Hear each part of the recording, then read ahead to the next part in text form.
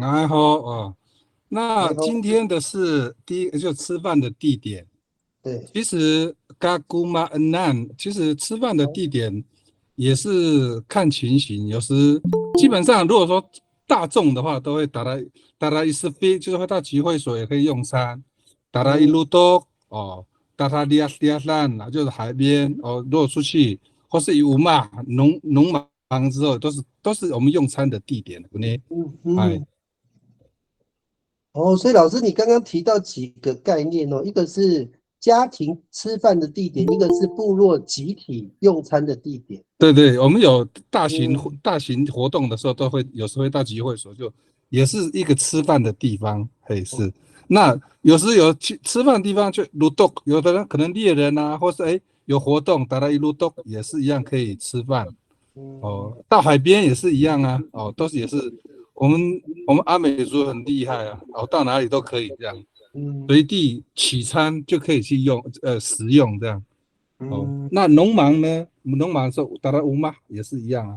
哦，有人会来送餐这样。嗯哦，以前我们小孩子最喜欢就是哦那个什么收割的时候哦，有那个点心，我们最喜欢的这样。哎，嗯，OK。老师，我有一个，因为我们现在有很多的，因为我现在是要对应有没有建筑物啦。那我想说，吃饭的地方，我们过去阿美族人哦，后来有那个厨房的概念嘛，有 Sophia 有神面，还有那个古灶嘛。那我想一下，我们的吃饭的地方跟煮菜的地方会重叠吗？会不会？基本上如果是家里或是那个就应该是有分割。我们煮的时候，以前家里那时是厨房 s p e 就也会有餐桌了。那基本上更早之前都是直接到我们那个客厅吃，是这样。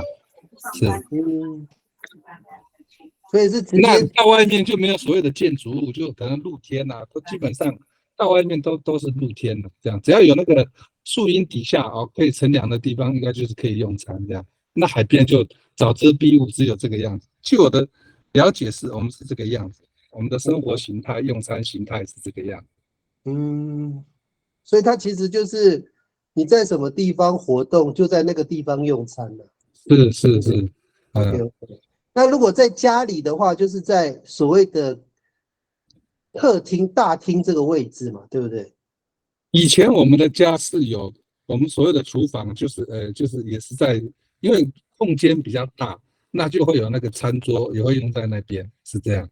哦，那应该是比较近代的吧。哎，那是，我们那个就是部落的时候，有时候每个家庭前面都会有一块空地嘛，就是我们会对对对那个在那个空地那个地方用餐嘛，对，有时会这样，他就是搭个棚子这样遮蔽。就是就是我们会不会讲说，哎，马拉好吉达伊巴不大，会不会这样讲？不会这样讲的。哦，那不会，嗯那所以嗯，在外面那个空地吃饭不会这样子讲，对不对不会不会不会，？OK OK，那我知是。道。好，所以那个海边是不是也包括那个河边？应该也是这样子，对不对？是，只要有可以那个乘凉的地方，或者都比较就可以用餐这样。我们阿美族应该是属于比较随性的这样，不会说去嗯，特定到外面的时候，只要可以有比较石头垫一垫或什么东西摆一摆就可以吃了，就是这样。可以吃了。嗯，OK，是。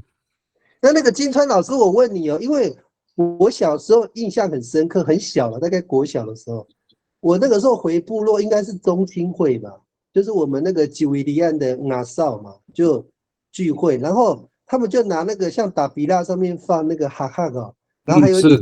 几个碗，里面有汤，还有猪肉，那每个人都用手去里面捞那个猪肉嘛，然后大家每个人都是蹲在那个呢，就是那个外面的空地。然后哦，有好几个打比拉，好几个一圈一圈不同的人在吃嘛。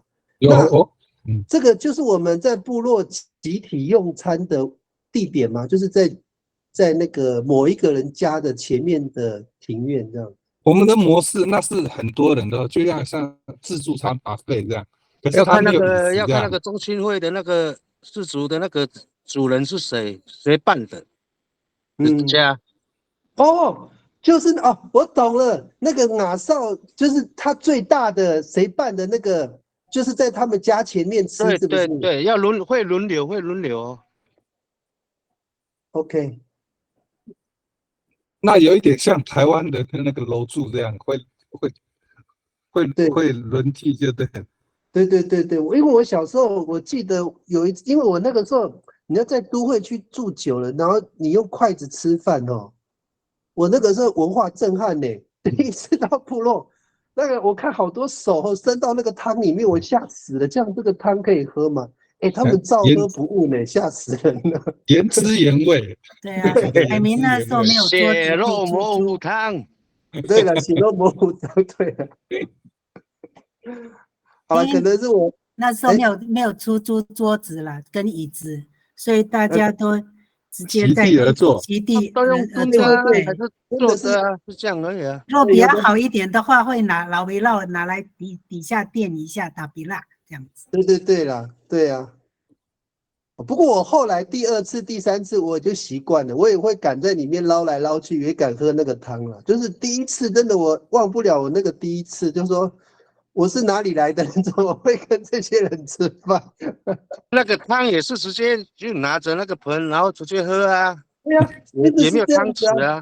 真的是这样，没有碗呐，没有碗。对啊。我那个时候还在找筷子呢，我印象很深刻，哪里有筷子这样？比较环保啦，别baby。那时候是干麦是那种。对呀，对呀，环保。对呀，那个喝汤的时候啊，要叫我们喝汤，往那个大锅这样就往嘴巴送啊，叫打咕公。哦，打咕公，嗯，打咕公啊。好了，这只是我的一个小时候的印象，就是我们有在。就是如果是中青会同一个雅少的话，他就会在那个主要那个办中青会的那个家的人主办人的门口的前面的那个大厅，那个不是大厅，不大嘛，对不对？外面不大了嘛，然后就在外面那个地板直接用餐嘛，对 ，OK。那我们其实对于吃饭的地点并没有特定的建筑物嘛，这样说对不对？没有什么餐厅的概念，对不对？好哎，没有哈 ，OK， 好，下一个第18个。好，那约会的地点哦，Miolit 就 MIOIOLIT，是男女之间的约会。等一下 ，MIOI， 然后呢 LIT 不是 MIOL， OL， 然后呢？然后再一个 D， 哦，MIOL， 母音双母音之间有一个那个黑字，喉舌音哦。对，那这个是男女之间的约会了，还有一个叫做咪姆哈。哦，造访哦，你说另外一个是什么？约会叫咪姆哈，MINGO， MINGO 好 HAH 的姆哈是不是？咪姆哈是咪姆哈 ，OK。好，老师你解释一下这个词汇。这个是其实这个是我从那个什么字典这样去找的，可是以前我问大人说你们有约会吗？这样基本上以前我们照以前他们那个是没有约会，他们不会去约会。OK， 是没有这个约会的概念，只是近代才有。以前可能是你达标啊，或是他就是换工啊什么这样，就只是看这个男的是不是适合做他的老公这样。我记得大人是讲说他们没有去约会过。对啦，他那个应该也不是换工啊，去帮工，对不对？对，对，就看丈母娘看女婿啊，看是不是真的是可以符合。他们只有这种讲说以前他们是没有约会啦，是这样。是。好，我们比较没有约会的概念。我把你这个词汇稍微改了一下哦，就是把那个第一个哦叫做 mi or live， 对不对？对对对。我如果说伊朱阿古比奥里散有这个地方吗？伊朱阿古比奥里散纳木，你们约会的地方在哪边啊？你会怎么回答？有这个答案吗？这个我比较弱，看其他老师是比较那个，是约会这个，因为以前真的是没有约会，这大人他们都没有约会。问一下那个吴老师，吴老师，你以前我大罗罗吗？好，直接我们在问那个约会哈，哪里约会是马拉奥利斯，马拉奥利，哪里约会在马拉奥利斯 OK。那如果约会的地点，你可以讲说嘎拉奥利山。哦，又嘎啦，哦，懂了懂了。有的在榕树下嘛，有在电线杆下，电线杆下面有灯光的地方哦。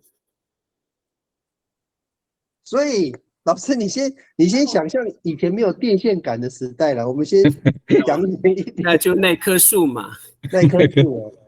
所以我们以前阿美族人，你知道泰雅族有一种很特别的文化呢，他会把两个一男一女放在一个房间嘛，然后他就测试那个男的会不会对女的怎么样，然后觉得这个男的很正直，然后他就会把女儿许配给他，这很蛮特别的。如果我心怀不轨说反正就一个晚上嘛，对啊，那不就那个女的就吃大亏了。就是说他们有这样的文化呢，很特别呢，就是说会有让一男一女独处在一个房间，过夜哦。然后那个女方可能会跟妈妈讲说，这个男的很正直啊，他都没有对我怎么样这样。然后可能留给我们是用换工的米达变的方式去换得对方父母的好感嘛，所以我们并没有这种像泰雅族这种文化嘛，对不对？没有了，没有哈。以前哪里没有嘛？我也都是父母亲的嘛，后来才有。近代才有约会，以前都是父母之命，以前都是家长做主呗。做主。就是我懂了啦，以前都是奉爸爸跟妈妈的意思结婚的嘛，对不对？OK， 那这个应该没有这个约会的概念，就是比较新的啦，以前根本应该没有这种概念。是。可是老师这样很怪呢。我记得我们阿美族还有那个口簧琴啊，泰雅族也有口簧琴，我们不是还有洞箫啊？这个的功能不就是要让取悦那个女孩子的乐器吗？不是吗？也对啊，那时候是后来才有那种洞箫啊，不是早期就有。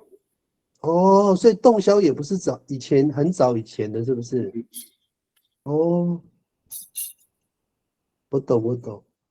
老师，我再问你一个词汇我们那个乌哈，我们说比乌哈汉的话是指约会的地点吗？还是也是一样用嘎拉乌哈汉？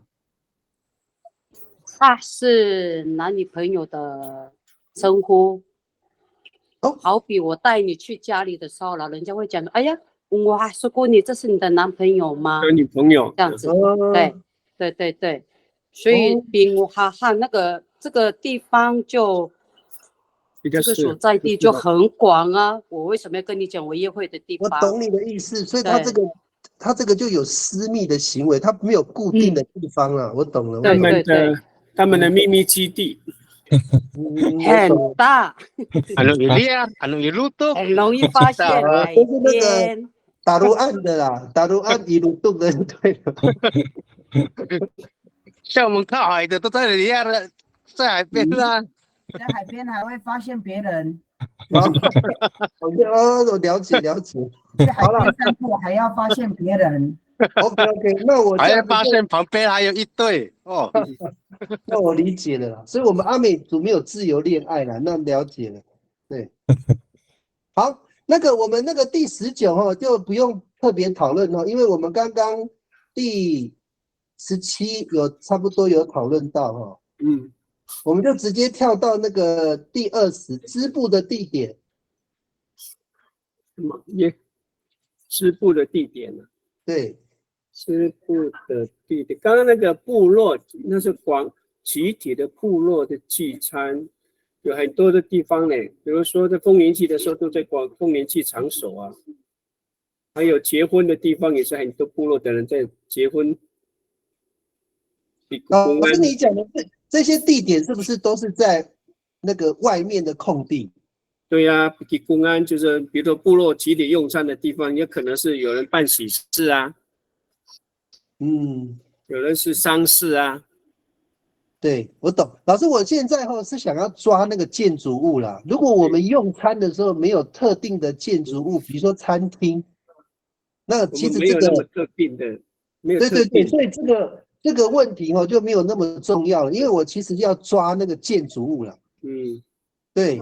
那如果都是在外面的空地用餐的话，其实跟那个第一题的答案差不多，就是跟那个吃饭的地点差不多了。好，对，这个就还好。也跳到20咯，支部地点。支部的地点，对，支部的地点，我看我妈妈啦，我阿嬷，他们的支部有的就在那个达达哥那里。老师，那个是什么字？什么？你再念一遍。达达哥是什么意思？就是床啊，就是我们原住民的床，打根用竹编的或者藤编的那个床哦。叫做老师，我没有拼对啊 ，TATAKER 是达达个是不是 ？L。有了那个连床那个比较大通铺上面是不是？对啊，大通铺那边就坐在那边有些时候就在屋子的中间的地板上啊。地板所以如果很热，如果很热的时候就在走廊。我们地板是讲 sera 是不对？对 sera。有时候很热的时候，他就会住在走廊。走廊怎么讲？我们马太安的沙地班。沙阿地班。沙阿地班对不对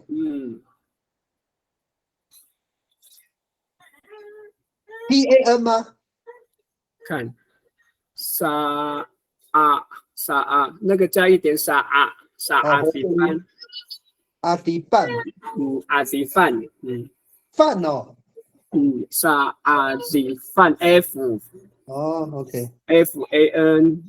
OK。沙阿地班就是走廊屋檐下。OK。屋檐下的沙地班。好。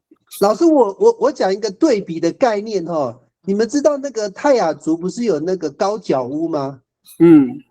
他们的高脚屋通常不是拿来住的，是他们的工作室，就是泰雅族对那个他们有那个所谓的高脚屋阿美族没有高脚屋嘛，上次我们建筑有讨论过，那他们的高脚屋不是拿来住的是拿来做那种工作用，所以他们妇女可能就是在那边织布。那我们阿美族人就是妇女工作的地方，大部分还是在家里面，对不对？对，他们都在家里啊。OK， 所以我们阿美族的妇女没有特定的像男人有 Sophia 或者那个苏拉拉蛋的公共场域嘛，对不对？苏拉拉蛋就是男人聚集的地方。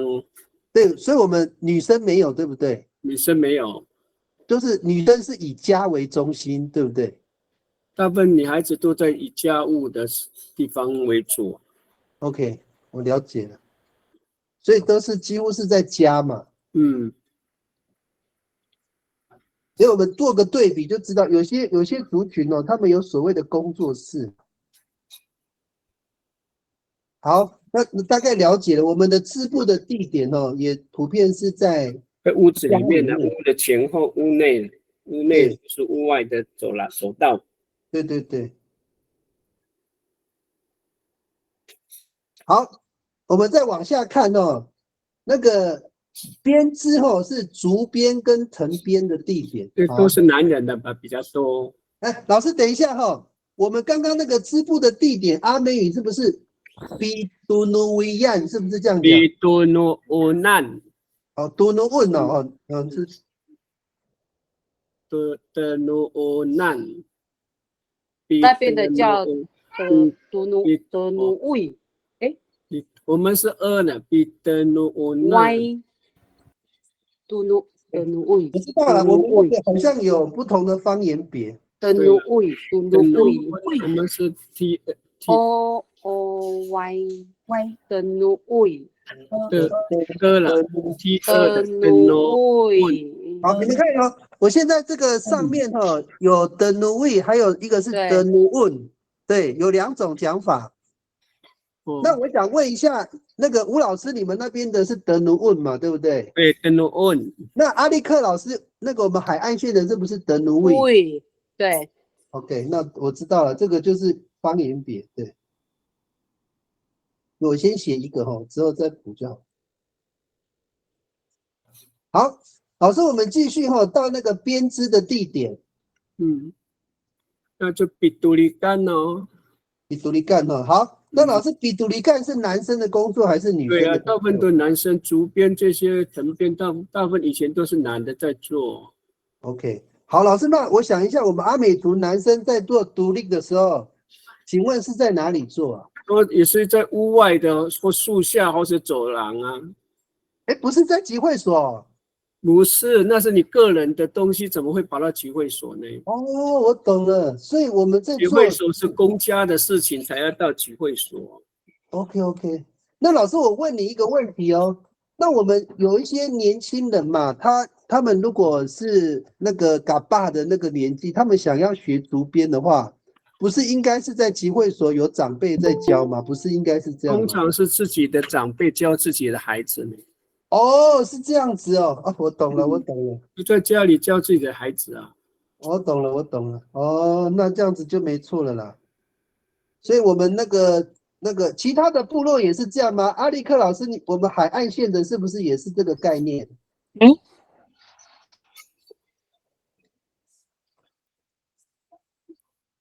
阿力克老师有听到吗？有在。对，我们海岸线的，如果是竹编跟藤编的传承，也是家里的长辈自己带自己的小孩，在自己家里。OK， 而且是务农，就是有空的时候才会编。OK， 农闲的时候才会去做编织这件事。对，农闲的时候嘛，对。然后它这个独立跟那个维又不一样。好，你讲一下这个维是什么概念？维就是那个它的那个编织的东西已经已经做到上面了，应该美惠老师也知道这个原理。维，然后如果是在下面的话，用脚踩那个又不一样。所以我们把这个那个维把它翻成中文，那个阿力克最精准的翻译，你会怎么翻？一样是编呐。也是编哦。对。那它有什么差别？跟那个米独立有什么差别？因为它已经有形了，它比较是做到某一个部位的时候。对，然后如果还在做屁股的话，又不一样，那个一定要用脚踩。然后才可以固定。OK。所以我们讲那个咪维就是指那个要收尾，要准备做成品的时候，它一直绕圈圈。OK， 了解了。中间部分啊，中段，中段就会咪维。OK， 就是做到一半的时候就要开始咪维，就是有点。还可以吹口哨，边维边看电视这样子。哦，你们这个那么厉害。不是你们老师，你们这个词汇太深了，那个连蔡公盘的都没有。对啊，这个词汇可能是比较深的词汇了。我再打一次。有啦。那个阿力克老师是这个字嘛，对不对？竹编。维。好，阿力克老师。对，就是这个字，对，我们也是这个字，week， 对。OK， 所以我们现在就是说，当我们在说米独立的时候是比较概念性的东西哈，但是如果你做到一半要做成品的时候，你会说米微微，对吗？对，哦，分那么细哦。OK， 好，那我们一样，我们的织布跟编织没有什么特别的地方啊，所以都是在家里嘛，所以都是我们家的功能特别多啦，就没有说什么特别的工作室，或者是要特别去集会所嘛，也没有这个动作。好，我们在下一个洗澡的地点。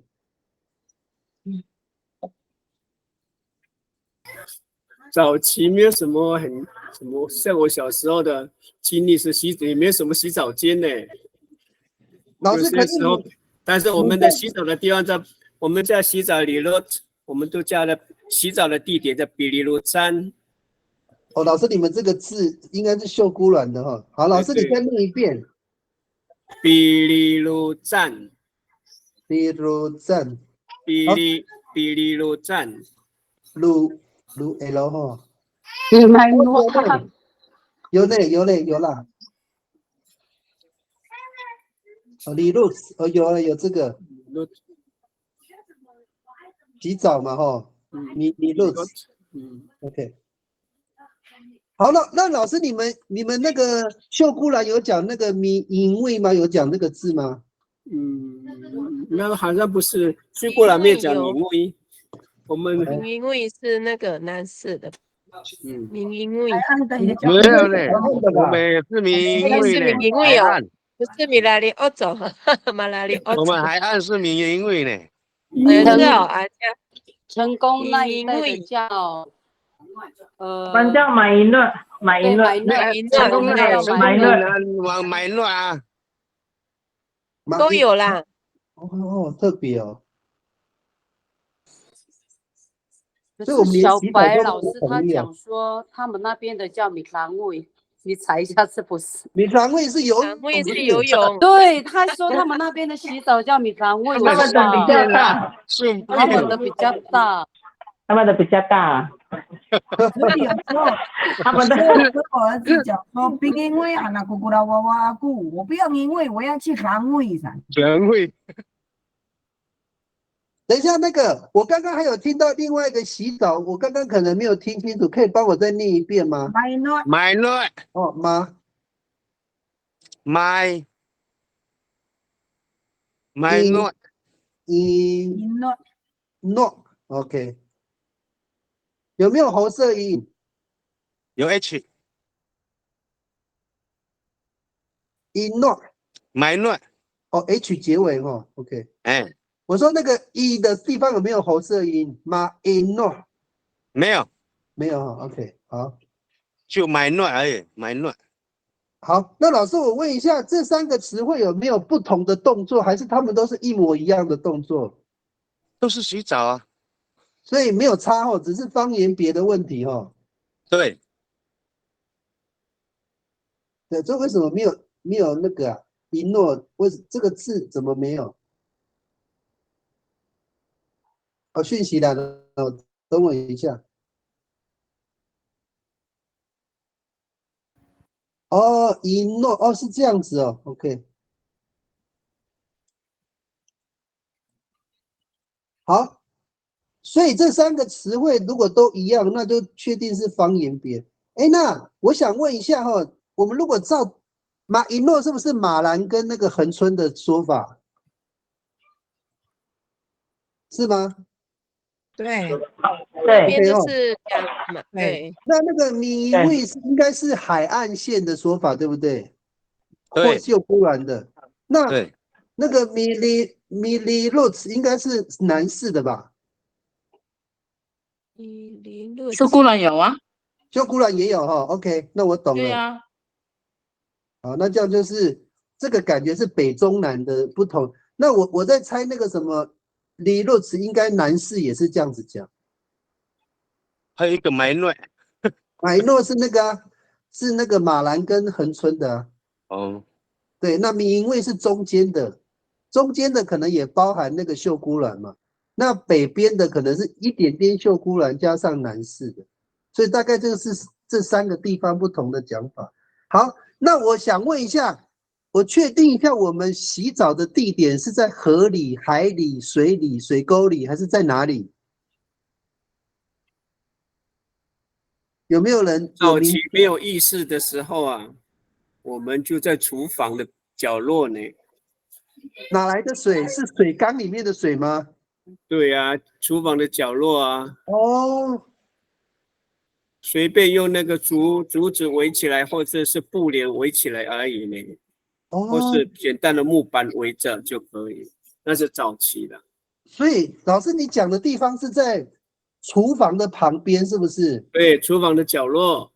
哦，后来才会在厨房旁边再盖一小间，才会变成真正的浴室。这是我的以前小时候的看到的。那没有意识的时候，就在晚餐过后，厨房没有人了，就在厨房的角落洗澡。我懂老师的意思了。所以老师男女都一样吗？一样啊。OK。不晓得其他地区的是怎么样，我家比较贫穷啊，没有意思。以前都是去河里的，河里边直接在河里或水沟有水的地方就有一个。后来人家没了，德芬啊，对，德芬那边就可以洗澡。德芬是什么意思？德芬是什么意思？蓄水池啊。蓄水池。哦。德芬。我们叫党固，对，党固嘛。党固是什么意思？也是蓄水池。哦，也是党固。还有一个叫做本部，因为我们家跟那个我们家比较穷，也我们在本部那边洗澡。我记得这个吴老师说，对，在找不到那边有个本部嘛，然后老人家就用很简单的那个竹子啊，就围起来。那因为那个本部好像是什么时候才开始有那种东西，就是那个叫什么哈？中文怎么说呢？本部，对，可以解释一下。就是帮浦啊。就帮浦啊。对，就是那个。就是帮浦啊，小时候就在那边洗澡，因为东部都比较热，有吗？哈，有哈，有，对，我记得小时候有跟他们洗澡过。啊，对，冲地下水，对，那应该是比较近代的了，对，没有错。对，刚刚第一个词汇叫德芬嘛，对不对？那个伊丽丝，我刚刚你那个词汇可不可以再念一遍？我查不到哎。党固应该就是党固分区吧，党水池了。哦，真的没关系，我先打上去哦。有吗？这个词汇那个伊丽丝也是蓄水池的意思，对不对？对。OK。党固嘛，水塔啦，水塔叫党固，水塔叫党固，反正都有蓄水的，都有蓄水的意思。蓄水的地方啊，就是那个，对，本部是后期的啦，可以用帮浦去收水的啦。本部是那个马达啦，所以这个不是，没有不是马达，是手动的哦。手动的哦，手摇的哦。OK， 好，那我们来挑战一个问题哈。如果我们洗澡是没有那么私密的话，那女人洗澡的话会不会有什么问题啊？像吴连成老师讲的，天黑了没什么人。对呀，就洗，因为我们以前小时候也是一样，我们是用那个藏酱的，其实从缝隙那边也可以看得到你在洗澡，因为我们都是利用晚上。伊拉古米乌塞，伊拉古米乌塞，伊拉古米乌塞啊！了解，我懂，原来就是说我们不会在白天洗澡啦，这样子答案就出来了啦。对啦，你在白天就是要给人家看嘛，这不是故意的吗？对啊。好，这样子懂了。这样，因为我一直在想说，洗澡应该是一个私密的地方，应该有独立的空间才对，结果也没有，反正天黑看不到就可以洗了嘛。对。好，那我们继续哈。那个交易的地点有没有人知道我们交易的地点？就是说，比如说我们以前去米萨股税啊，那个股税我们做好之后，不可以跟别人换底地啊，换什么，或者是换钱啊？有吗？平常那个股税我们会直接卖给那个收购这个香茅油的地方去跟他换钱而已。所以它有特定的地方，是不是？它就是那个收购香茅油的杂货店啊。哦，就是杂货店哦，像流动摊贩一样，有收购商。哦，那个有没有专有的词汇？就是那个地方叫什么？来买。我们不知道，只知道是他的家，收购的家。哦，那个收购人的家哦，他还住在部落，这样不行吧？他不会在部落啊，就是在那个，就是在像我们瑞穗的话，就会在瑞穗那个很多商业的地方。对。啊，有没有那个你们称那个地方叫什么？有没有那个专有名词？我们没有专有名字，直接就讲那个卖东西的地方，我们简单说既然卖东西，我们是巴扎嘎yan。哦，就是被霸占，就是这样啊。对呀。哦，那巴扎嘎yan嘛。巴扎杂货店霸占啊，就这样而已。不要答案哦。杂货店。我们宁浦是在那个，我们宁浦村是在那个锦南路角往上坡斜坡上去一点点右边了。那个松明大哥，你讲的是杂货店还是你们传统交易的地方？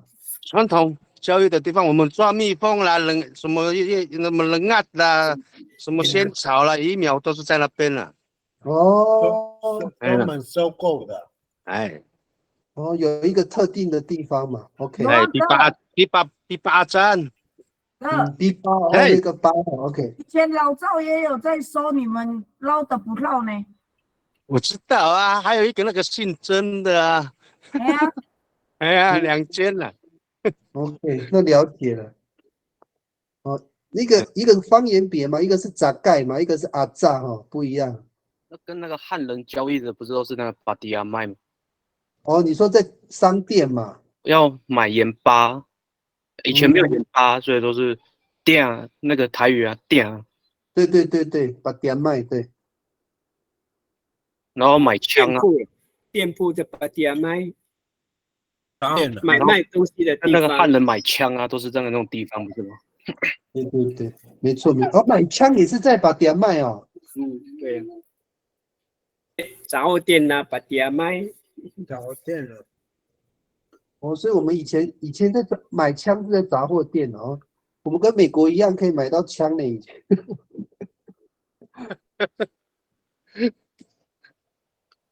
OK， 好了，你们如果有兴趣哦，可以听我们礼拜2的哈，那个阿美族以前的历史哈，很精彩哈。这个阿美族以前是一个贸易的海洋的民族哈，已经忘记了啦，我们都忘记了。我们以前是专门到处跟人家交换东西。好，7点40分哈，我们那个休息5分钟哈，到7点45分我们再回来。好。回来哈，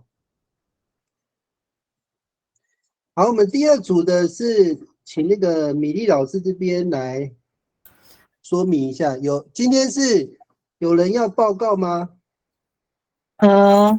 我报告就好了。OK， 好，没关系。我们在报告之前哦，我忘记跟大家报告2个好消息哦。第一个好消息是那个阿列克老师跟韩娜老师领衔的永平高中的一起舞动高中组获得全国冠军，最佳剧本、最佳女主角，差一点点就又最佳男主角，就全部都南瓜了哈。我们给他不要忘记我们的秋梅老师，还有2位，什么时候巴格浪啊？还有秋梅老师，哎，巴格浪一下，巴格浪。对，秋梅巴格浪来啊！对，哦，你看我们那个一起舞动不得了它是难度最高的比赛没想到一派出去就打败那个排湾族啊，那个泰雅族，那个很强他们。然后我们要恭喜的也是第2组是巴德国中荣获全国冠军最佳女主角。哇，耶！恭喜恭喜，好厉害哦！Aku ada Pagelang。那个苏贤也是那个功不可没啦，一直跟他们努力的那个协调合作。对，那他们主要的是那个于真啊，还有雅文啊，他们虽然不是我们这个编辑团队的成员啦，但是我们也鼓励他。还有吴连成帮马美惠老师帮他们做翻译啊，那个都是那个族语的部分那我们就一起来那个鼓掌一下。还有真纯美，我们的恭喜恭喜！国中的音乐都是曾纯美老师在指导的好，我们一起鼓励。好，恭喜恭喜，恭喜恭喜！我们桃园怎么？我们桃园怎么那么强啊？害我都不好意思跟别人讲这个太强了，碾压别的县市这样。哇，太荣耀，太荣耀，很厉害好啦，回到我们今天的那个讨论第2组的请米粒老师，我们就针对那个上一次的部分呢我跳回原来的画面我们上次有讲到那个打发嘛，就是把那个溪水堵住嘛。那我们今天再额外类似的概念一个是登，一个是蛇分针对这2个概念你来说明一下。登就是也是挡住，用东西来去挡这个水，或是引水，这个这样叫登。引水，所以老师这个词汇跟那个什么打发是一模一样的意思吗？打发，对，是不是一模一样的意思？我只知道登你们那边是登是不是？对对对。如果是等那可以吗？那个松林大哥，你讲的是什么词汇？你再讲一次。萨德纳阻挡啊。萨德纳是那个我们在做那个吗？就是在抓鱼的时候，我们把另外一个把那个河嘛，它引成2道，一道把它堵住。你的是一样的。老师，你那个词汇再念一遍好不好？叫什么？等那等那 H 吗？等那，我这样拼有没有对？我的画面跟你的不有看到了，书写有那个投射音啊，等那我懂了。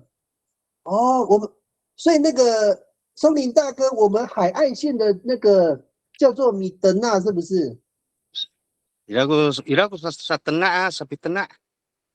所以他跟别的那个老师，我问一下，那跟打发有什么差别？一样的意思吗？一样是阻挡，一样是阻挡。所以这2个讲的东西是同一件事吗？对。只是不同的讲法。对。那我想问一下说，那我们部落的人在用这个词汇，如果是专门做那个把那个河流把它堵住，或把它引到别的地方，一般人比较专门讲的是打发还是等啊？我们都会讲登或是等啊。对啊。你也是讲等啊？对，2个都有。那我问一下，米达发是哪个部落的？我们太原也有讲米达发。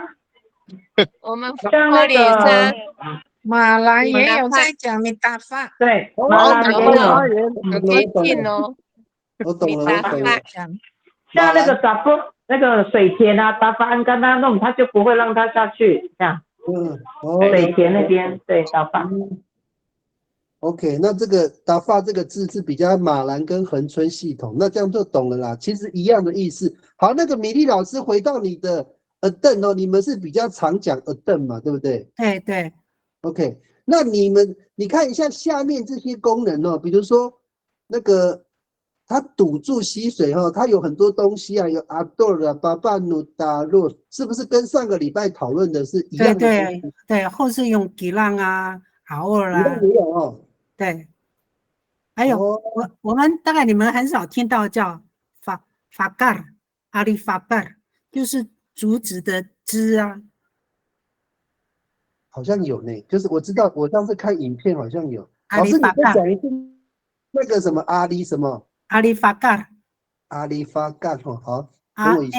A 前面会有合色音，还有 A R I F A 好 K A R 法盖尔，是不是这样念？是不是这样拼？对，阿里法盖尔，对。然后呢，有另外一个说法就是法里阿盖尔啊，法里 stop 哦，我知道了，就是前后音对调就对了。对。老师，你再念一遍法里什么？法里阿盖尔，法里 R I 合色音 A 法里阿盖这样啊？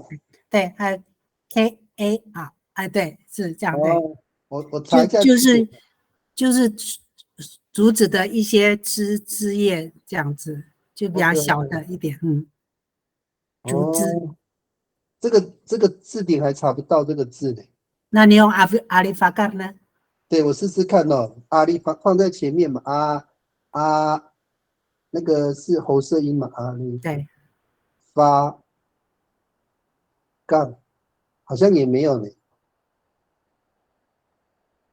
没关系啦，这个没有不见得，我们就看看他有没有解释。所以老师，这个阿里法盖这个字是不是就是说我们那个折断的树枝拿来作为挡水的工具是吗？特地讲阿里法盖是树枝后是用竹子的那个细条的一点的，比较细的。对，那个我曾经有看过张光忠老师他有拍他们部落的那个什么那个合祭的时候啊，他们有去把那个水堵住啊。小白老师，你有没有在线上？小白老师，他有在线上。小白老师，小白老师，喂，小白老师，上次你有拍一大堆照片，有关于那个应该是米古姆历史嘛，对不对？合祭的时候，那你们有那个堵住水的那个很多的照片，你们好像就是用竹子还是草，我有点忘记，你可不可以说明一下？竹子啊，给它夹那些叶子啊，就变成是他讲的那个什么法盖尔那个阿里法盖尔，对，就一些竹子啊，就要夹起来嘛，把那些叶子啊。老师，那个小白老师，等我一下你可不可以讲整个流程？就是说一开始他们那个水要怎么挑，然后他们会堵住什么样的水怎么做那个动作？你有没有办法把那个步骤帮我讲几个流程？不用讲太多，大概几个步骤帮我描述一下。第一个就是那个河水要有，等于是三叉嘛，对不对？从上面流下来的话，只有一边，三叉，两边把另外一边给它堵住嘛的意思，这样啊。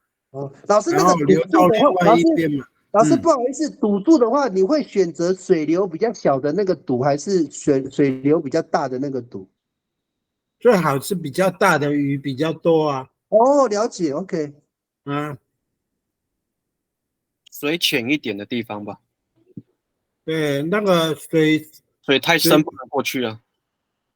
也要想办法挑战啊，那个鱼比较多对啊，既然是那个整个年龄组织的那个做的事情，就他们大部分都是赌比较大的水的部分。小白老师应该不会超过头了不会，就到腰部这边而已了对啦。然后就先大的石头要挑丢到中间去，作为他们的基础啊，那个堵水的基础啊。所以老师，你这个地方我问一下哈，你说他们会挑很大的石头丢到河里面，让它的让那个水的深度变浅，是这个意思吗？那变成堤防啊。哦，我懂哦，了解了解。好，老师你继续。那个累啊，懂了。对啊，那个之后有了那个地基之后啊，他们就会用那个三脚架，了解吧？有，我有看到你那个照片，三脚架，我有看到照片。对对对。大概一条河的话，就3个差不多这样。然后3个那个三脚架的里面就是要摆石头啊，哦，还要放它的那个位置啊，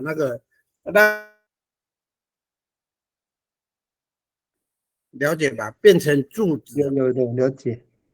哎，然后就才摆横的，摆横的那个比较粗的木头也好，竹子也好，怎么就给它摆横了以后再放叶子啊，这样，就那个横的部分大部分都是，老一漏把那个它的比较密嘛。要放的比较密一点，让那个什么那些草不会流动，就不要被流走就好了，就被水挡住这样。哎，大概就是这样。哦，所以老师说你平均就是一个水道，你大概会放3个三脚架嘛？对。OK， 然后再摆横的竹子啊，或是木头啊，然后再把那个木头是竹子，就它的缝隙是越小越好，然后把那些叶子啊，什么叶子，香蕉叶啊，什么茅草啦，什么都有，让那个水到最后就流到一边了。哦，了解，它就是变成。他把那个水引到别的地方，那本来的那一条河道就会干枯了，就这样子。对。然后你们就会去下游的地方用那个小的三角网去捞那个，或者是那个鱼篓去接后面的鱼嘛？还是鱼群？也对啊，是哦。对啊。好，老师，我们听到你的，谢谢小白老师的说法哈。我比较好奇那个信燕那边，你们大港口那边的那个合计米古姆历史也是一样的模式吗？你可不可以说明一下？我们发供了。发供，对不起，对。我们是，也是一样堵住那个溪啊，但是那个干枯之后，我们就是徒手抓了。哦，你们是直接徒手抓是不是？哦，对，直接徒手抓了，因为已经干枯了，所以我们就不会再弄那个什么杂里外那边弄了，就直接。我了解。然后会在那个堤防那边直接打那个木头那个沙粒，直接打。还有水的时候，然后等到它干枯的时候，那个鱼也不会动。就会在上面这样子。那现在。因为现在水越来越大，你知道，现在我们都会弄怪手在那边直接挖了。对呀，对啊，直接拿怪手挖了。一开始的时候，我们还会用人墙在那边堆石头，但是太累了，然后就会叫怪手在那边直接挖土了。哦，然后还是会拿那个石头工具比较快，拿石头堆起来，还会拿旁边的那个草，那个比较会常看到那个芒草。给它割一割，会分工啊，旁边的人会分工，有的割芒草，然后有的找石头在那边堆。哦，了解。所以那个，谢谢信燕哦。那小白老师，我想问一下哈，请问这种你们叫做米德纳嘛，对不对？米德纳是还是米达法？米达法。然后你们这个工作是年龄阶层的一个组织的工作吗？还是说是年龄阶层？如果是在丰年祭的第3天的时候，一定会去河边抓鱼嘛。一方面是训练那个青年人，还是用那个古早的那个动作来做了。就像到后来都是有一点变相了，就用怪手啊什么，主要目的还是拿鱼嘛，就这样而已啊。渐渐的把那个什么以前的动作都忘记了啊。老师，我想问一下，这个就是 Mr. Dick。Mr. Dick 哦，所以这个就是 Mr. Dick 对不对？对。OK， 了解。那我想问一下哈，因为有年龄阶层在的话就是了。就是嘛。那我想问一下，小白老师，你曾经讲过说，丰年祭之前办理的这一种的活动啊，某种程度上都是为了要训练我们嘎萨瑟拉里面的年轻人的这个技能，是不是？对啊，对啊，还有技能啊，身处墓地啊，哎呀。那后来用怪手蛙，是不是这些年轻人技能会忘记啊？大概都忘了啦，大概都忘了哦。了解 ，OK 啦。我们那边还没有怪手了，甚至也还跑到菜市场买无锅鱼回来就好了，不是更方便？河里抓出来还有生鱼片。对啊，没有啊，那个后面的时候才会，因为你在做的时候很累，你要一直搬石头，石头又很重，所以后面的时候才会拿那个，有时候还会不会拿也会拿那个什么帆布来挡。对。哦，反正工具越来越现代就对了。对啊，了解。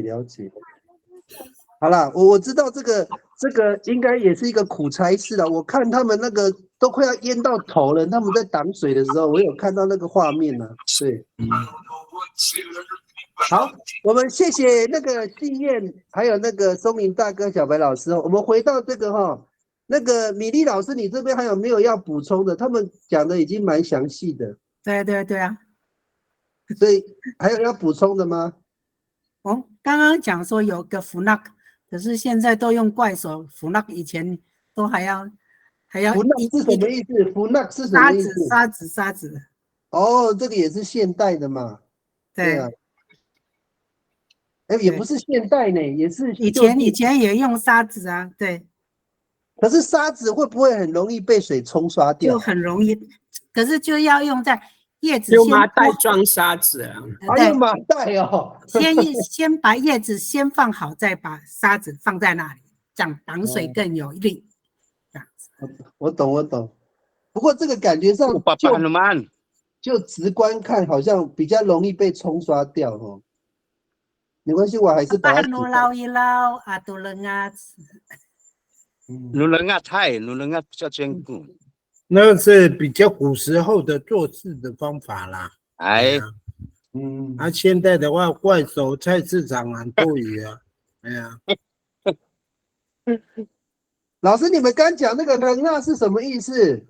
叶桃啊，叶桃叶啊。奇怪，怎么找不到这个字？能啊。能啊，还有一个 C 啊，还有一个 C 啊，怪不得了，能啊词了，对。OK。总而言之，我们的草啊，那个木头啊，都是我们挡那个河的工具啦，没有错哈。好，那个 OK 啦。那我们那个米粒老师，我们这个。下一个应该也是类似的那个毒水坝也是一样啊。Slurp 毒水坝，那个跟上面是不是一模一样的意思？没有差别有没有人对这个词汇，就是说有不同的动作，有不同的解释，有吗？还是跟我们刚刚讲的是一模一样的意思？毒水坝。这个我不知道呢。对啊，这个字是哪里的字啊？没有。小白老师，你那边有听过这个吗 ？Surf 没有呢，没有。那应该是北边的啦。那个海岸阿美的有知道这个 surf 这个字吗？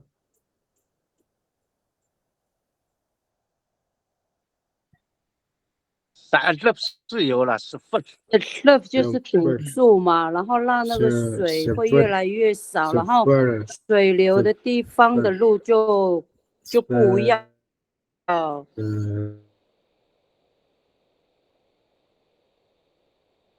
走到别的地方，因为他把这个石头挡住了，水的地方就往地方流，所以它的那个叫做弯曲叫里户子，因为像饮水的关系，饮水水越来越少。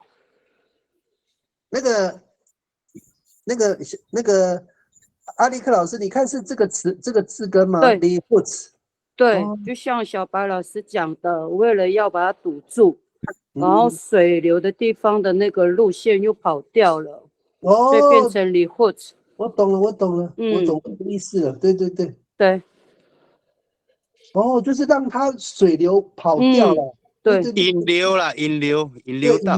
对，没有错。应该是吧？它这个感觉还不是堵住呢，是把它引到别的地方去。别的地方引水水会越来越少。对，没有错，不一样的概念呢。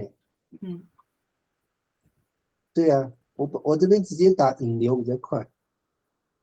那这个不一样哦，这个不是堵住呢，是让它把那个水引到旁边去。用抽水机啊。小白老师，你们那边的洗澡怎么说？请说。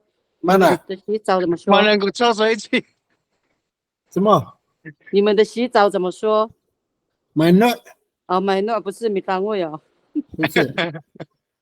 对啊，你看这边不要用引流啦，你可以用引水改道这样子。引水改道 ，OK， 对。好，这样子会比较好，对，没错。引流很像那个医学上的名词。引水里户子。好，所以我们讲那个上面那个词汇叫 serve 其实大同小异，就是那个意思嘛，没有什么特别的意思对吗？没有反应，大概就是里户子。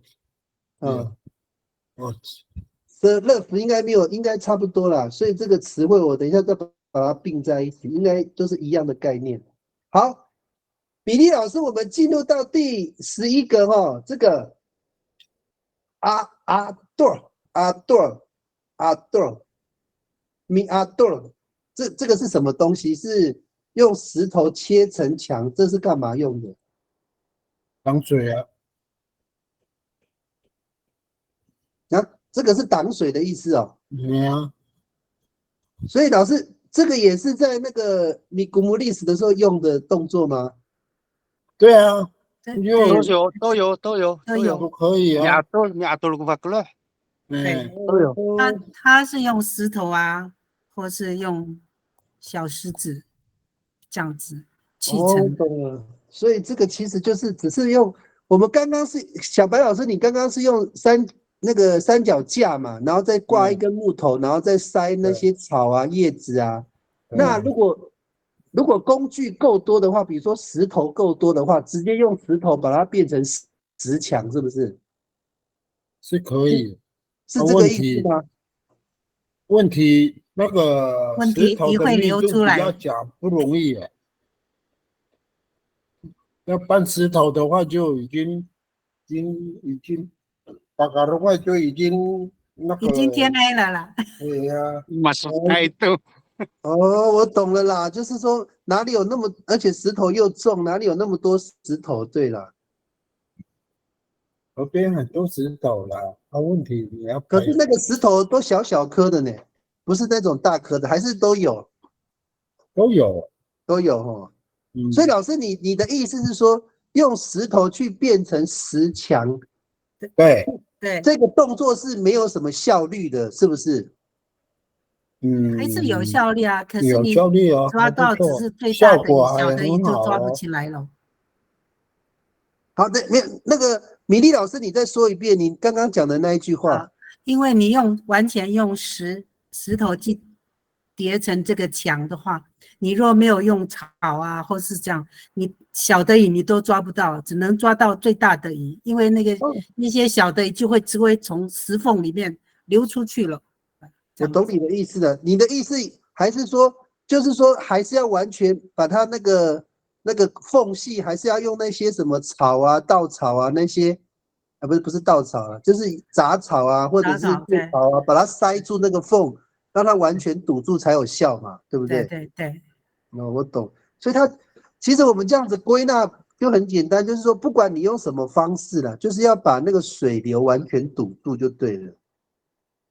对，所以它这个逻辑其实也是好。那我再问一个比较明确的问题哦，就是说，那过去用那个米阿多这个方式做米古姆利斯的比例高不高？有啊，大部分当然是用石头啊砌成的，高，很高哦。高。这个也不是，我一直以为这个比较没有效率耶，又很高哦。那应该就是这种更好啊，因为我了解了。因为就地取材啊，直接就在河里拿了啊。没有错。OK， 它那个因为如果有画面会更漂亮啊，因为如果你用我觉得用那个米阿豆的方式哦，反而用那个里后池的方式，就是引水改道会更有效率了。如果你用石头直接把它堵住水哦，反而没有效率哦，对不对？对啊，而且你要堵的时候，它是斜的哦，它不是正面的，是斜的哦。那我懂了，是斜的嘛，对不对？对 ，OK， 对了，它是把那个水引到别的地方去嘛，对不对？对，了解。它不能正面的这样子堵，不能正面哦，它要斜的，它要斜的，顺着斜。对，哦，那没有错啦。我刚刚一开始还想正面，我刚刚想说石头用斜的会正比较好，面直接会倒啊。对啦，那这样没有错啦。那应该所有的都是用斜的啦，它是把那个水引到旁边嘛。OK， 好，了解。现场有没有人想提问的？因为这个可能是阿美族传统抓鱼的技能，我几乎没有看过我从小到大没有看过，我只有看过照片。对啊，所以这个对我来讲，这个概念是陌生的哈。好，呀，都来不kami pakarungai。哦，真的哦。哎，我们那个老师，你们有经验的，我们真的是用想象的呢。说真的，好，那个米粒老师，那我们这个部分都 OK 了哈。然后我们继续下一个词汇哈，那个 the bird， 对，the bird， 那当然就用那个有些用徒手赶麦或是三角网。老师，我问一下哈，因为我们上一次的翻译啊叫做围捕，那我想请问这个 the bird 是集体的行为还是个人的行为？也可以个人啊，也可以集体啊，那不能这样翻成围捕啊，对不对？围捕有围捕啊，the bird 是围捕哦，要不止一个人哦，要很。对啊。是因为这个上一次是我们共同翻译出来的，这个不是我们那个查字典，这是上一次你们翻译的答案嘛，所以有特别翻成围捕的动作，所以我现在很好奇说啊，这个围捕是一群人的行为才对嘛？应该逻辑是这样，对不对？对，没关系。米粒老师，我知道你是那个比较不是海边的，我问一下那个松林大哥。松林大哥，这个要最起码要4、5个这样在这边围啊。OK， 老师，你描述一下哦，你们围捕的地点，你要抓的东西大概是什么？你描述一下。应该不会在乌兹比了，我们都会在石门溪。哦，石门溪哦，老师，你描述一下那个石门溪的环境是长什么样子？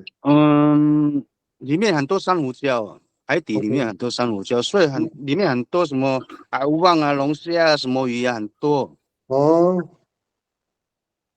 那我问一下哦，它那边的浪是很大，还是浪是比较缓的？哦，涨潮的时候会很大。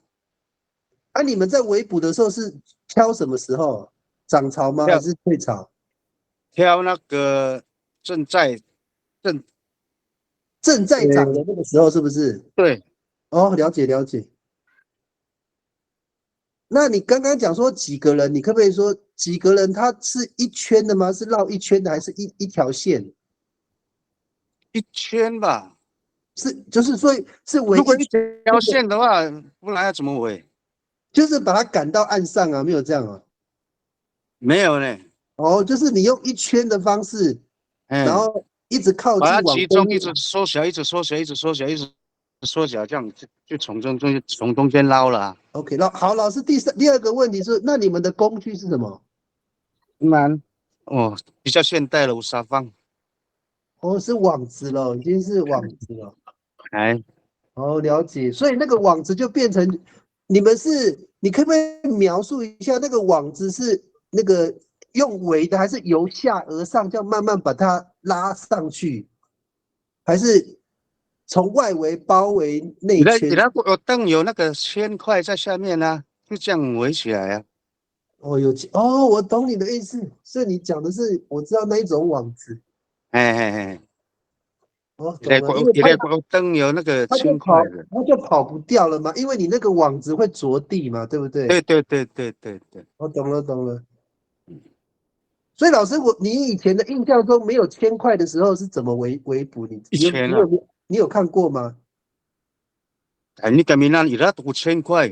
哦，已经有了哦，好了，那就所以就是有铅块的时候，可能才有这个围捕的动作了，不然没有效果嘛，对不对？对啊，对，不然怎么围？也是从旁边跑出去，没有办法围。所以工具是撒放嘛，对不对？对。老师，我问一下，那个撒放它原来的意思是不是那个蚊帐啊？不是我们那边撒放就是网子，就是网子。哦，就是网子哈。OK， 就是渔网。看到了哈。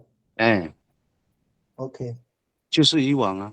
不然就撒猎啦，撒猎也可以，撒猎的。2个，所以撒放是我们在抓鱼苗的那一种嘛，对不对？对。OK， 捕鱼苗那个。了解。另外一个是撒猎，对，撒猎。OK， 这个有什么差别？这2个？一个缝比较大，一个缝比较小。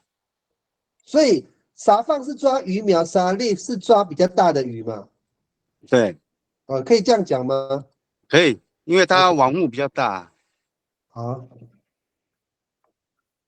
那个也谢谢你们那个啦，我的表哥啦那个他有去分享他的儿时的时候去抓鱼苗，他说一只鱼苗上0.几毛钱哦。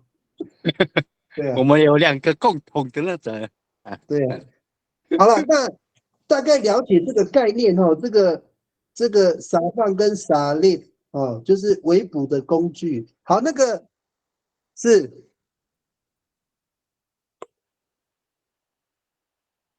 责任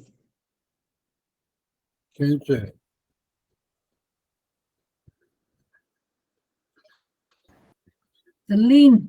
责令哦，吉令还是怎么拼？指令哦，指令啊，鱼脸啊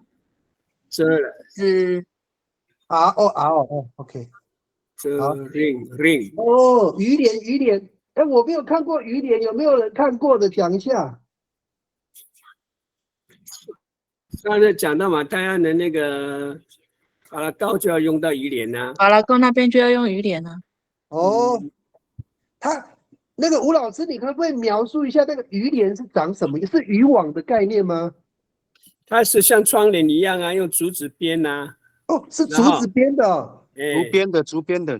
对呀，让那个水就可以流通，但是鱼不会出去。那要怎么抓鱼？它只是围住，让鱼不要跑掉，然后里面就用那个三角网抓鱼。啊，我懂了，它纯粹只是把它挡住而已，让它跑不掉嘛。水可以流动，但是鱼不会出去。啊，我懂了。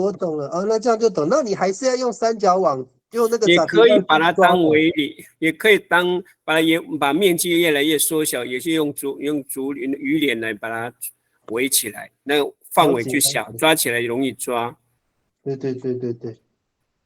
好了，这样我就马上理解了哦，这个就感觉就容易懂了。它其实不是直接抓的工具了，它是把鱼的那个活动范围变小嘛，对不对？然后再用那个炸皮块去把它抓起来，这样这个逻辑就懂了，对。所以老师，我想问一下，责令这个词汇是不是只有那个就是湿地那边的泰巴朗跟马泰安在用的词汇啊？其他地方有在用这个词汇吗？没有啊，没有哦。对啊，那应该是就是那个在河边呢，河边才会用得到这个指令啊。对，靠那个海没有办法啊。秋梅老师，是不是你讲的河边，是不是指你们那边的湿地啊？我们那边是河流啊。河流哦，所以对呀，那个也是有用指令啊。哦，河流也可，但河流用指令要怎么抓？因为你要先给它围起来啊，先用石头围起来啊。也是一样的意思嘛。对啊，我懂对对，石你的意思。头啊，然后你要赶那个鱼啊，你就要用指令啊，弄到三角碗那边去啊。了解了解，所以它也是某种程度也是把鱼的活动范围缩小嘛，对不对？对对对对对对。哎，那个秋梅老师，我想问你一个问题哦。那每次我们听到那个巴拉告，它是只有马泰安那边有吗？泰巴朗那边有没有？对啊，我们那边比较少我们那边是河记因为我们那边的水流比较湍急。哦，所以我们一般讲湿地巴拉告是比较是马泰安那边的。对对对对，因为他们那边比较靠山，然后到我们那边那个河水就湍急啦，就变大啦。哦，了解了解，所以我们不能说光复那一带都是用巴拉告不一定，对不对？不一定不一定。我了解了解。因为那个马泰安它是靠近中央山脉啊，我们那边是靠近海岸山脉，因为那个水从中央山脉流下去的时候，到我们那边变成湍急啦。哦，了解了解。对对对，也是会用到指令啊，只是说你要用石头要去那个，先给它围堵那个，对，不然的话那个鱼也会跑走啊，游走了，不能说跑走，游走，对。了解了解。好，所以责令不是只有在湿地啦，只要是有河流的地方，它都可以作为那个捕鱼的工具之一啦。好，那这样理解了。好，我们现在8点23分哈，我们休息5分钟到8点28分回来。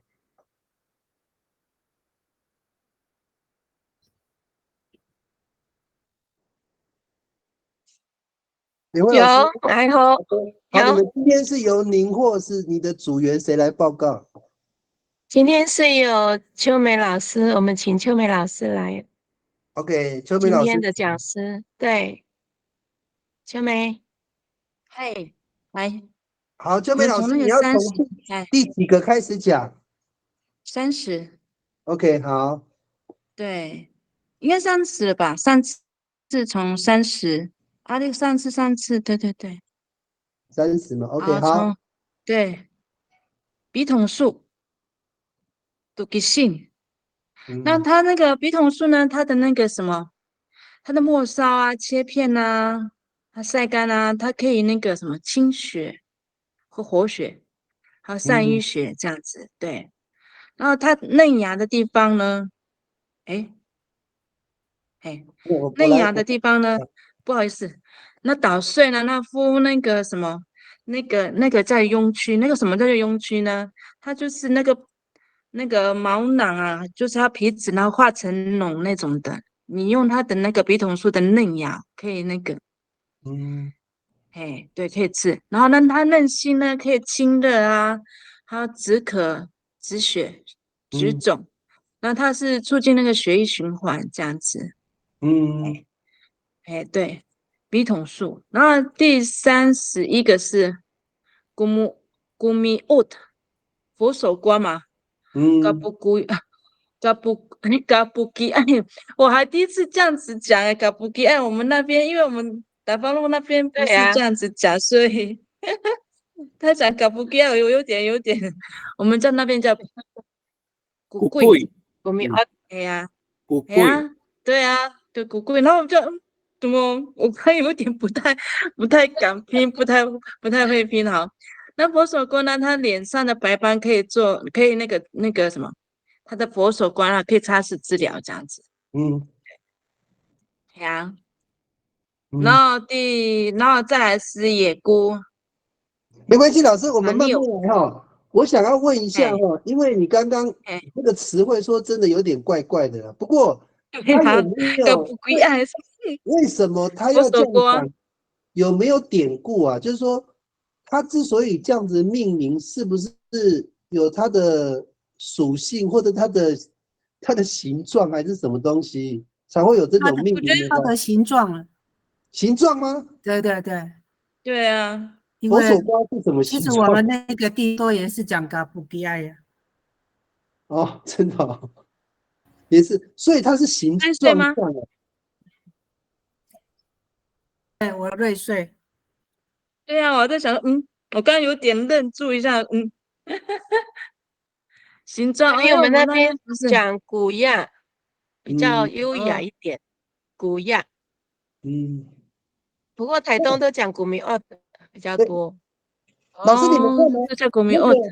如果嘎布吉爱哈这个字如果是形状，那就理解了。那另外一个字是说佛手瓜又叫做古米沃，是不是？古米沃，那古米沃。有一个动作，你们看那个画面哦，他是说那个长肉芽的时候，或者是那个缝成一撮一撮的，这个有什么关联呢？这个也叫古米沃的样子啦，是不是长得像蟹足肿啦？有点蟹足肿的那种样子，因为你缝合之后，那个伤口可能就长得没有那么，就比较参差不齐，然后看起来没有那么漂亮。谢谢韩娜，我懂这个意境了。说外科没有那么好就是了，我懂这个逻辑了啦。其实哦，你们又有想象力，就知道韩娜在讲什么了啦。对啦，我懂了。好，这两个词汇，我终于知道为什么叫嘎布比爱。好了，懂了就好了哈。往下，然后老师你继续。那个法纽野菇呢，它对那个骨科的疾病有辅助的治疗的作用。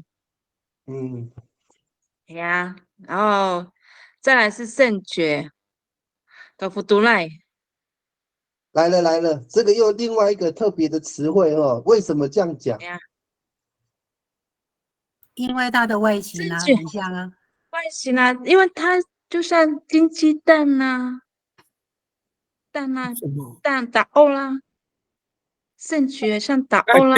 地下茎会长出像球状的，这个里面还有很多的水分。对，那个球状的样子很像，就是叫嘎夫杜赖嘛，对不对？对。那我所以可是很好玩呢，它这个地方又什么叫肾？为什么跟肾有关系？肾是装水的啊。对，所以这个圣蕨是我们的学名吗？是汉字的那个学名吗？汉字啊，学名啊。那我们那个其实是不是有关联？它跟我们的那个就是生殖的中医不是讲什么肾亏啊什么的，是不是这个有什么关联吗？有关联吗？但是因为嘎夫多赖很多水分可以吃。对啊，那个肾又是装水的是吗？对啊，装水的。它有解渴了，其它野外没有水的时候可以拿来吃，里面还有很多水分。那我这样我发现就有一点点，虽然没有直接的连接，但是它的概念好像有一点关联。这样了解，它是球状嘛，对不对？对啊。OK， 那就知道为什么叫嘎夫杜赖了。好了，好，下一个。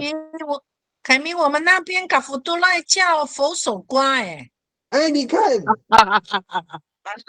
因为它的形状就像那个啊，所以我们讲嘎夫杜赖，我们马兰那边都讲嘎夫杜赖，对嘛？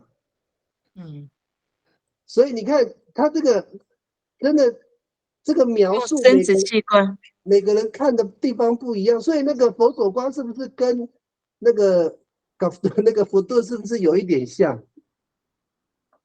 嗯，据不像老人家像说是因为它的形状像这样子。所以你看南边跟北边看的那个角度不一样，一个是女生在看，一个是男生在看，所以角度不一样哦。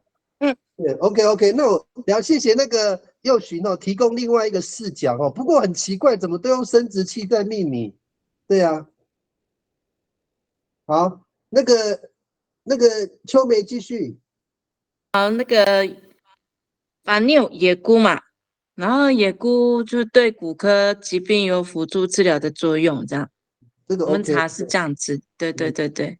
然后肾卷嘛，刚刚有在讲，因为它就像金鸡蛋啊，然后就在土里面啊，然后你在野外没有水的时候，你就可以拿来解渴啊。哦，了好，解。接下来是对达拉寨零头果，嘿，它可以治肝热虚火，还有对，还有急诊，那个暑应该是写错了，中暑的暑，嘿，降火气这样子。哦，我了解。那个暑降血糖，对，嗯，降血糖，对。我问你，我们讲那个那个叫什么凤梨，是不是也是达拉寨啊？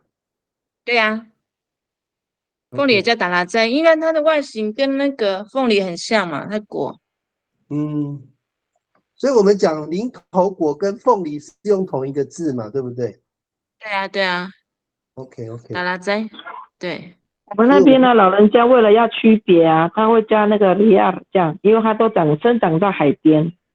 对啊，达拉寨努里亚哦，对，所以我们讲零头果的时候会加一个里亚哦。OK， 对，那个是在海边啊。对啊，我们那边没有啊。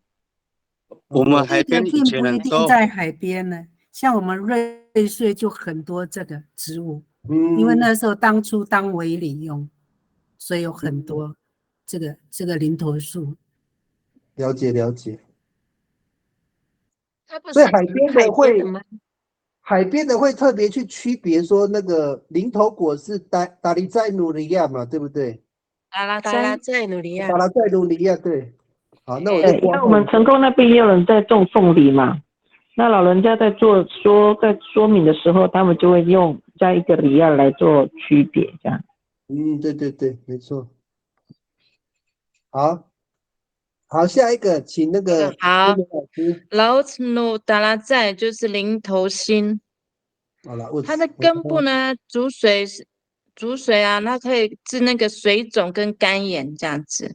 那零头心呢可以治高血压跟清热。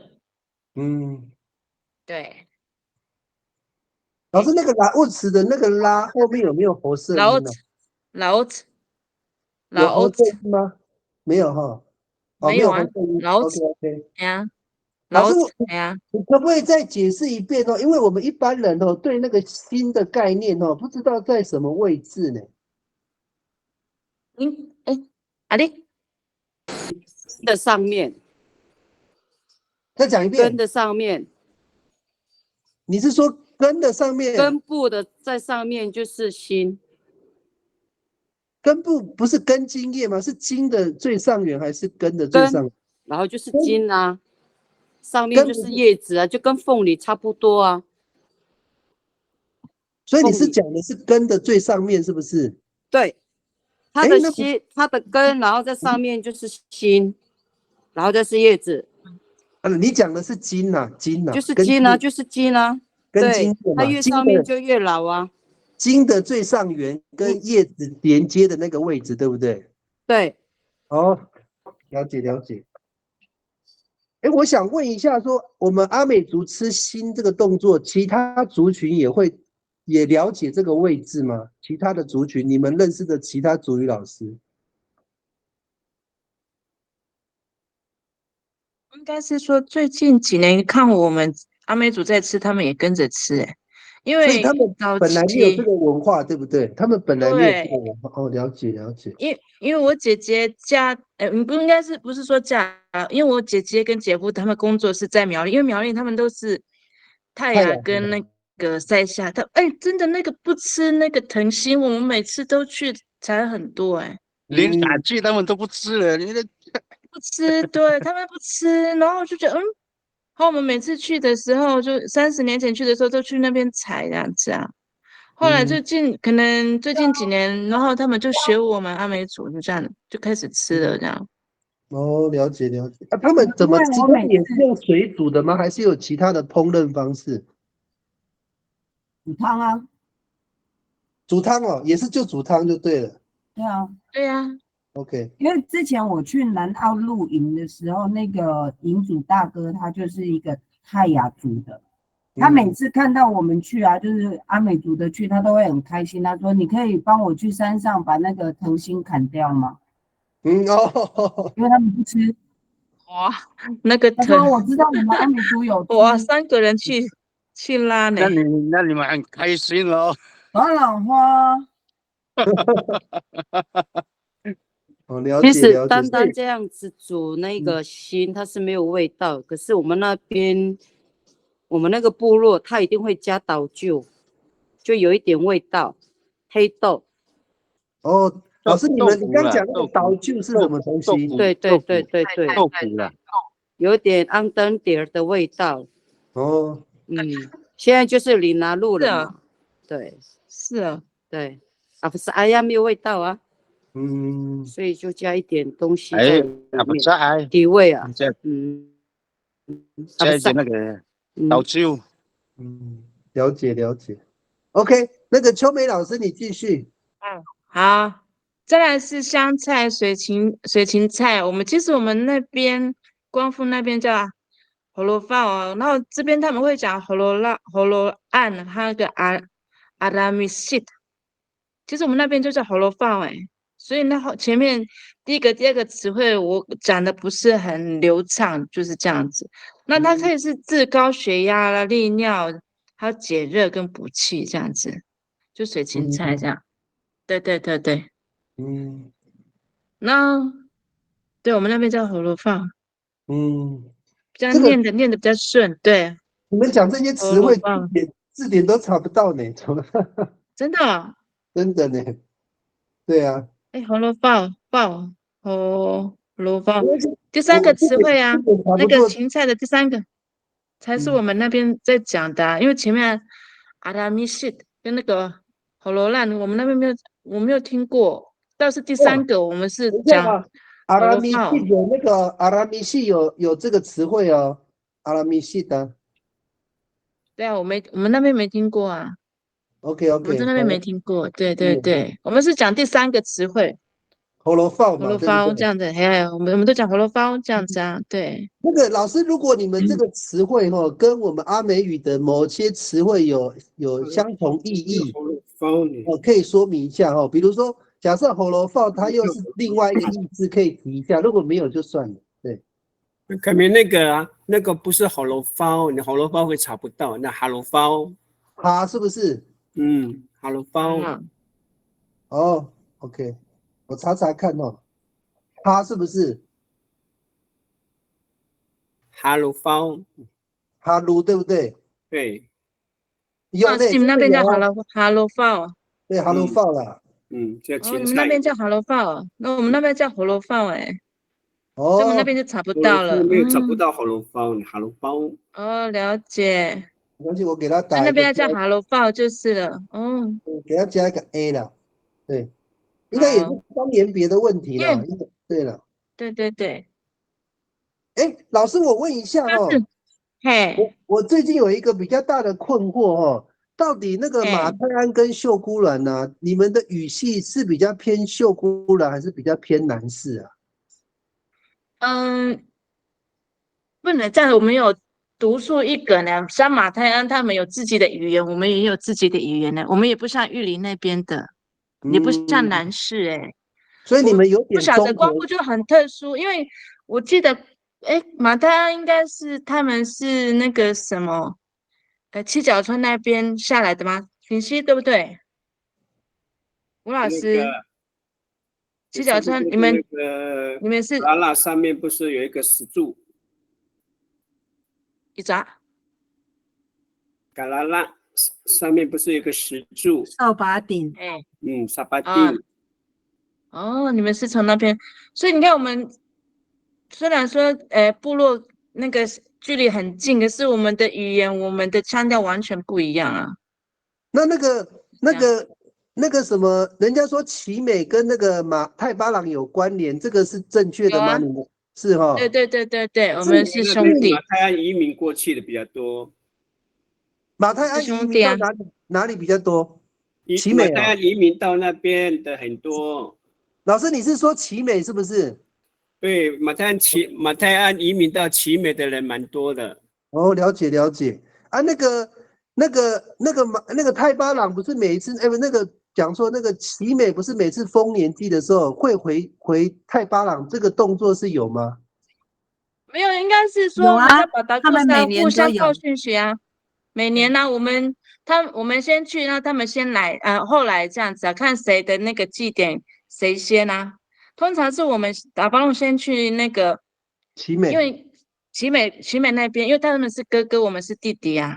哦，了解了哦，所以你们有这一层关系哦。对，我们的传说是老大是那个水莲嘛，然后再来就是月，对。哦，你们是水莲那边下来的哦。没有兄弟哦，兄弟，对，因为你们这两个部落很复杂，因为你们的地理位置是在那个花莲溪的上游，你知道吗？刚刚好在秀姑峦溪的转弯的地方又靠近你们，所以好像你们又被分到秀姑峦阿美，然后其实你们的话又有一点南势，对不对？没有呢，我们自己的语言呢，我们有时候我自己讲一讲，我都觉得比较偏向海岸那边呢。你跑太远了，我们的乡菜是那个昂西带呢。跑那么远，偏向啊，可能是后来啦，我觉得应该是后来啦。因为你知道为什么你们不像海岸？因为我有一个嘎布的那个，他娶了马泰安那个什么当老婆嘛，然后我们那个我们那时候我们的那个嘎布就一起去那个泰巴朗嘛，然后其实我们那边的嘎布很会讲阿美语，他说他们的话很怪的，就是讲你们泰巴朗那边的话啦。所以你们的话一定不是像海岸，一点都不像，不然我们那边没有，我们是二声，那马泰安是轻声，这样对吗？吴老师，第四声啊，没有了，第四声才是海岸的，就像是第四声对，我们是四声，会有傻阿巴跟人傻，他们会有一个傻字啊，我印象很深刻。对啊，对不对，吴老师？我现在只是我最近在找那个泰巴朗跟马泰安的那个来源呐，我头痛嘞。对啊，因为照道理哦，我讲照道理哦，阿美族是从你们那边的，应该是把吉他的系统哦，从那个花莲溪那边进来，然后你们一直往里面走哦，有走到那个寿丰溪的啊，也有走到什么那个木瓜溪的啊，那最后一个地方就是马泰安溪啊，就变成你们是最慢到里面的，但是你们是怎么讲？应该是最早进来，但是你最慢到里面。然后后来那个比较慢进来的把吉他，像那个什么嘎苏岸啊、波波啊，他们比较慢进来，他们就待在河口，也有可能是他们最先进来站住河口，你们只好往里面走，就变成。我已经搞不清楚你们到底是属于秀姑峦系统，还是属于花莲溪的那个南势的系统，所以你们自己不认为你们是南势的系统，对不对？对呀，那就很神奇了。没关系，就很神奇。题外话啦。哎呀，我们再好好研究这个，反正刚刚那个你说你们是跟那个吉维利亚那边水莲那边是兄弟嘛，对不对？对，4个。那怎么又跟体育那边又是兄弟了？到怎么那么复杂？也是说他是哥哥啊，哎，他是老二，我们是最小的啊。哦，了解，谁是老大？所以我们每次周年以离性的时候，大家把达故事报讯息啊，因为以前没有电话嘛，对。主要是以前老大是吉维里安，对不对？老二是几位，是不是？好像是。那第3个是当。了解，对，4个，然后我们有4个就是，后来就是因为以前我们常常被卑南族欺负，这样就去我打包弄那边掳走小姐嘛，然后我们跟谁求救？是跟奇美求救啊。没错，你们这段历史有这个历史有写到，没错，对。对，因为所以他们的那个奇美的勇士背后都会带刀啊，他们都比较凶那个啊。你看他们的那个勇士都，对，了这样。哦，刚刚好厘清这一段历史有写到很久很久以前呢，这个是很久很久的。因为我们八祥地那边真的有那个卑南遗址啊。上次石中山石院长他说2600年前了。可是现在是2023年，可能要过一个世纪了，就这样。对，他说了什么？他说了什么？因为就有卑南遗址啊。我小时候真的有，你知道吗？凯明小时候我们也有看，我有看，在我家有那我们拿来当做洗衣板你讲的卑南遗址是指什么东西啊？就是说，就是那个石头啊，那个石头那有一个洞啊。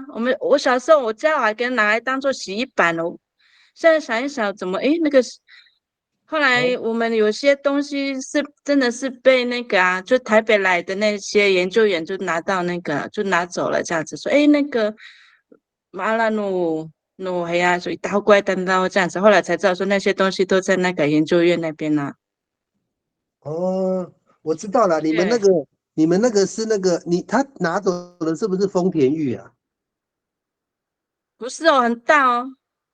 也有拿那个什么，我们拿来，我们也拿走那个什么，拿来用那个腌菜用的那个板子哦，乳浪啊。你讲的那个蛮大的，是什么样的材质？什么样的材质？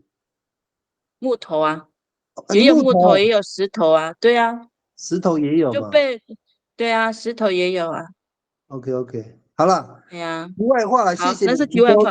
提供那么多，对我来讲，我就是说最近在研究你们这2个部落有很大的就是那个就是疑问呐，就是说想要对啊，你们厘清。世仇啊。OK， 世仇那是近代的啦。那个吴老师，我想请问一下，你们除了跟那个吉卫有很多人移民过去，那你们跟谁比较近啊？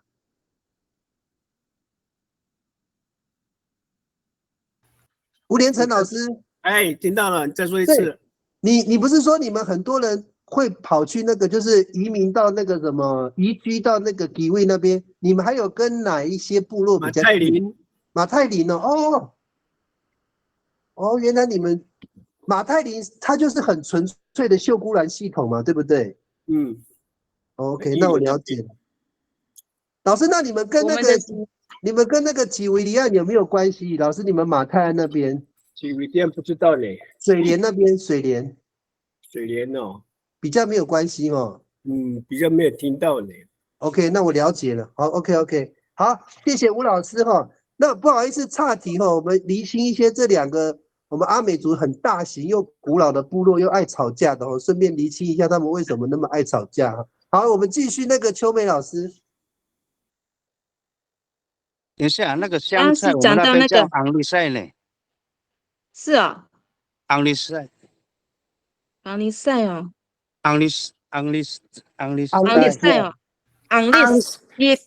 昂西带，因为是昂西带呀。对，不是昂利斯，昂西带。昂西带了，是因为它的味道啦。昂西。我们也有的说法，就是那个阿拉姆西。对。阿拉米西妈妈会说是芹菜。对，部长说阿拉米西是芹菜，昂西带是香菜。对，昂西带是香菜。等一下哦，这个有一个很神奇的就是说我们阿美族人怎么会认为汉人觉得是香菜的东西，就对我们来讲是那个有没有哪有胡臊味哦，胡骚味，那怎么念？是臭的哦。昂利斯味道的昂利斯。昂西带的味道是什么？昂西味道了。它的味道很呛啊。是呛味是不是？嗯，对很臭啊。就像梗闹一样嘛。所以我们阿美族人不吃香菜，对不对？有，我什么吃都生吃，他们生吃嘞。它明明就没油味，有胡椒味，臭臭的，为什么还要吃？啊，我们越苦就会越吃啊，越臭就会越吃。一样很臭啊。他们3盐8张酱油就吃了呢。对啊，都生吃啊。没有，你知道吗？有人说香菜会吃香菜的跟这个民族的 DNA 有关系，就是那个民族它有时候是闻起来是香的，那有些民族闻起来是臭的，那很好玩。阿美族人闻起来本来就不好闻，为什么还要吃呢？怎么我们那么奇怪这个民族？对啊，你看苦，人家苦的不吃，我们都吃苦的啊。臭的我们香的有味我们都拿来道的，都吃这种的。我懂了啦，对啊对了，这样讲就合理的了，对了，就像那个臭豆腐很臭，人家还是要吃啊。对了，一样没错啦，对了。好了，就理解了。原来我们对这个香菜的味道是这种概念哦，我以为是香的，你知道吗？哦，原来不是香的感觉。这种味道没有，它有一种味道。OK， 那个秋梅老师继续。再来是这个木耳好了，从木耳 OK。当木了，哎呀，因为应该是杨桃菜啦，我从杨桃菜，因为那个木耳啦、银耳那个没有解释啊。像杨桃菜的，我知道这边叫做巴达斯，我们那边叫做老威善呢，杨桃菜。等一下，那个秋梅老师你看我们看那个木耳你怎么念？不是木耳，你刚刚不是有讲木耳吗？当了。你看看这个词很妙那个老师你的耳朵你怎么念？当了。它是不是有关联？因为它是耳朵，是不是跟长得很像耳朵？当了。所以我们耳朵叫党银啊，对不对？是不是它是不是因为有点像，所以我们的发音会有跟那个耳朵有点接近？我们那个所谓的根词会借用那个耳朵的音来去对呀、创造这有个字。时候老人就会讲啊，木耳，他有时候会讲说耳朵啊，是吗？对啊，对啊，等树上，等人啊，就等树上。嗯，先这样讲嘛，对不对？对，对，我们那边的叫党银啊，或者是我们这边是叫党银啊，党银啊。所以我在讲这个前面这个字很像这个。我们那边不是叫党人，我们叫法刀叶，更不一样哦。吴老师，你再念一下你那个字。法刀叶，法叶还是法刀叶，叶 F 了 ，F 了，法刀叶。发 OK， 发刀。我们是比刀叶，对，我们是 I， 我们是 I， 他们是法，我们是。比刀叶 OK， 有一个是 I， 有一个是 A I 嘿 I 对 OK， 叫比刀叶啊，所以我刚刚这个字可能就跟那个耳朵没有必然的关系没有，对，刚刚那个我是有点党音啊的那种连结感的，没关系，我们只是说猜猜看。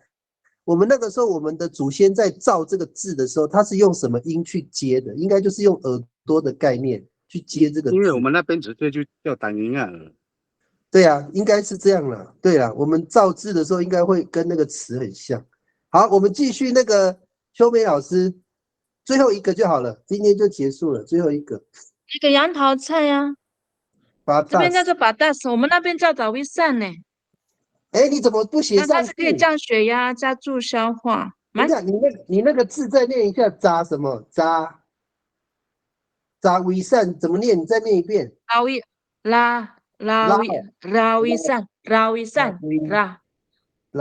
善。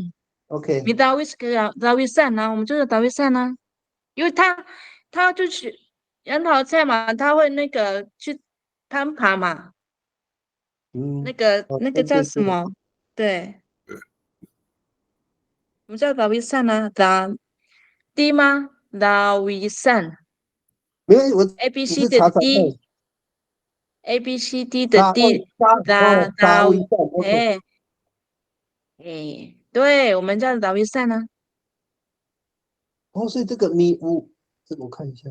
Mi otherwise 是去采槟榔啊。Mi otherwise 这个是好像这个是马泰安的，这是马泰安的发音的。达维善好像没有这个字，没关系，它只有加个乌。应该是老威斯吧？是不是笨脚这样子去？因为它是攀爬的东西嘛，你的对米拉威斯。哦，那个阿力克这样讲很有概念，就是说他在爬的时候就是慢慢爬，对那个对啊，米拉威斯，对，米达维山，对啊，所以我们那边叫达维，我们叫做达维善呢。对啊。OK， 我们台湾叫古木。古木，等一下，这个我还是查不到，没关系。老师你再讲一次古什么？古木。古木。